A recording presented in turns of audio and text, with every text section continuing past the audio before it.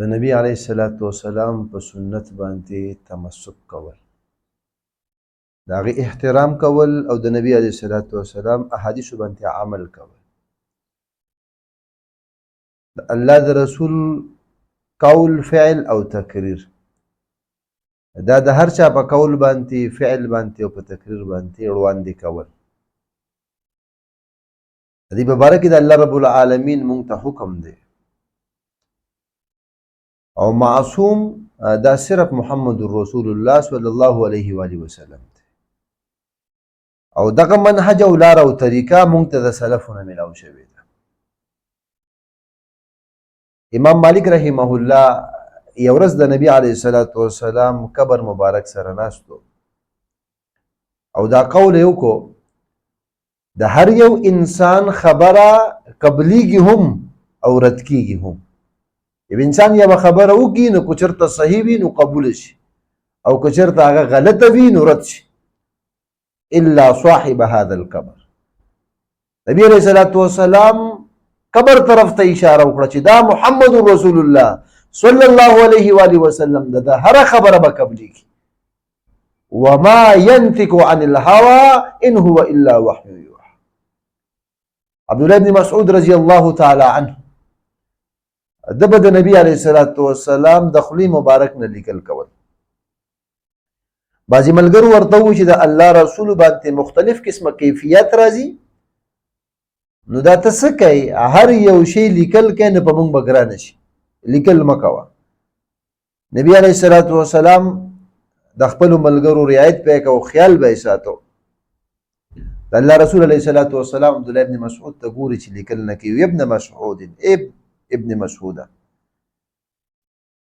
زه وینم چې ته لیکل نه کوې او نور کله به دې لیکل کول. وي د الله رسوله دې ملګرو راته ووایي چې د الله رسول بعضې وخت کې په غصه کې وي، بعضې وخت کې یو کیفیت بل کیفیت ته هر څه لیکي، په موږ به دین ګران کړي. نبی علیه الصلاۃ والسلام خپله ژبه مبارک راویسته او هغه یې ونیوله.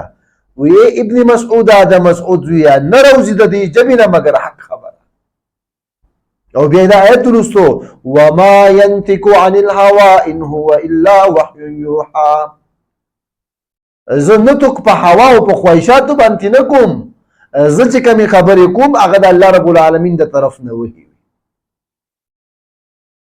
او دغسې رویه تر خیر القرون پورې وه.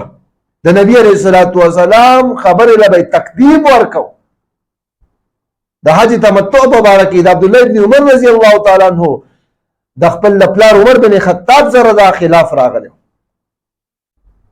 یو کس ورته دا خبره وکړه چې هغې خو ستا پلار خو د دې نه منع کول کوي.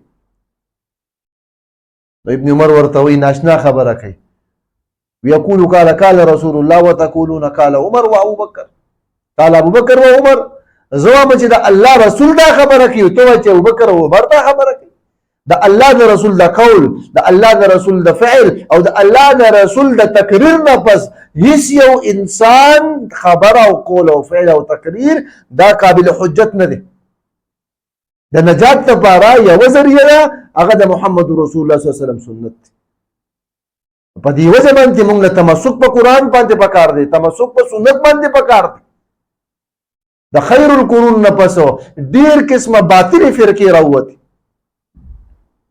چا کلي طور باندې د نبی علیه الصلاۃ والسلام د احادیثو انکار وکړو او هغې طرف ته هم نبی علیه الصلاۃ والسلام اشاره کړې ده. سنن ابن ماجه روایت کې دغه رنګې نورو روایتونو کې موجود دي چې داسې خلک به راځي ما وجدناه قرآن طرف ته به اشاره کوي چې څه په قرآن کې وو نو هغه به زموږ دپاره کافي وي او د دې نه علاوه موږ څه نه منو. داسې خلک اوس موجود دی د نبي علیه الصلاۃ والسلام د احادیثو نه انکار کوي او بعضې دې جزئي کوي چې دا شی منو دا چیز نه منو. نو دې طرف ته نبی علیه الصلاۃ والسلام اشاره کړې وه. نو دا څنګه اسلام دی، دا څنګه مسلمانی ده چې د محمد رسول الله صلی الله علیه و آله وسلم سنت د هغه حدیث د هغه قول او فعل او تقریر دا د یو ملا په خبره باندې پرېښودل، دا د یو قاعدې په بنیاد باندې پرېښودل، دا د یو مسلک په بنیاد باندې پرېښودل. دا خو د انسان دپاره ډېر المیه ده، افسوس مقام دی او په دې باندې انسان تباهۍ طرف ته ځي. امام ابن کثیر رحمه الله البدایه والنهایه کې ناشنا واقعات راوړي دي. کم یو انسان چې د نبی علیه الصلاۃ والسلام د سنت مخالفت کوي دغه انسان سره الله رب العالمین کوم معامله کوي. او پای کې بیا ډېرې واقعات راوړي دي. د هغې نه یوه واقعه چې یو تن هغه مسواک پورې ټوکې وکړي او وایي دا زه خپل دبر کې منډم او دننه کومه هغه مسواک یې دبر کې دننه کړو، خپل د شا طرف نه پچموز یې وکړې. څه موده پس دې کس په چغې ولې فریاد به یې کړو او هغه چغې به یې څه وي؟ قتلني وقطع امعای، زما په خېټه کې څه دي درد دی، زه یې ووجلم او زما کولمې وشلولې. او وی اته میاشتې میاشتې پس د هغه نه الله رب العالمین بچی پیدا کړو. امام ابن کثیر رحمه الله ما ته دا واقعه سیکه سړي روایت کړې ده، بیان کړې ده. د انسان نارینه نه بچی پیدا کېدل ولې؟ د سنت مخالفت یې کړ. او ناشنا مخلوق سره د مې په شانتي وو، شی د بل شانتي وه، خپې ول الله ډېرې زیاتې ورکړې وې او 3 ورځې هغه ناشنا مخلوق ژوندی و او هغه انسان ژوندی و او بیا دواړه مړه شول. نو د پیغمبر سنت سره صلی الله علیه و آله وسلم نو کامیابی، بعضې خلک بویه کامیابی د نبی علیه الصلاۃ والسلام په سنت کې ده. دغه سړی به د محمد رسول الله صحیح سنت سند سره ثابت د خپوده لاندې کړي. دا څنګه کامیابی د نبی علیه الصلاۃ والسلام په سنت کې ده؟ که هغه د ستا د مسلک خلافي، که هغه د ستا د عالم خلافي، که هغه د ستا د پلار او قوم او قبیلې خلافي، که هغه د ستا د هر یو شیز خلافي، د محمد رسول الله صلی الله علیه و آله وسلم خبره دا په هر چا باندې وړاندې ده. دا خبره یاد ساتل پکار دي، د سنت اهمیت پیژندل پکار دي.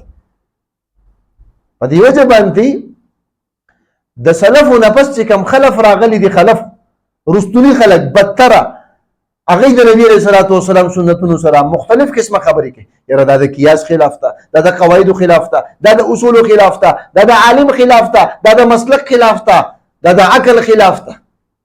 د الله بنده ستا دپاره محمد رسول الله صلی الله علیه و وسلم الله را لېږلی دی.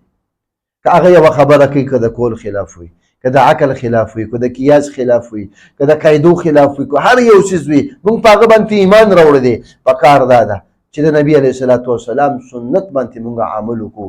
ځکه د نبی علیه الصلاۃ والسلام هر یوه خبره لکه څرنګه چې امام مالک رحمه الله اشاره وکړه د نبی علیه الصلاۃ والسلام قبر طرف ته چې د هر یو انسان خبره هغې کې تحقیق کېږي، خو سوا د محمد رسول الله صلی الله علیه وسلم د خبرې نه، چې د هر یوه خبره وما ينطق عن الهوى ان هو الا وحی یوحى، د الله رب العالمین د طرف نه دا خبره وي. د پکار دا ده چې د نبی علیه الصلاۃ والسلام خبره د قوم قبیلې تبر یا د امام یا د مولا یا د کتاب او د قواعد یا د مسلک د هر څه خلاف وي، موږ له پکار دی چې د خپل خوب پیغمبر محمد رسول الله سنتو ای باندې عمل وکړو، د احترام وکړو، عزت وکړو او په هر چا باندې هغه وړاندې کړو. الله رب العالمین دې موږ ته دغسې د نبي علیه الصلاۃ والسلام سنتونه احادیث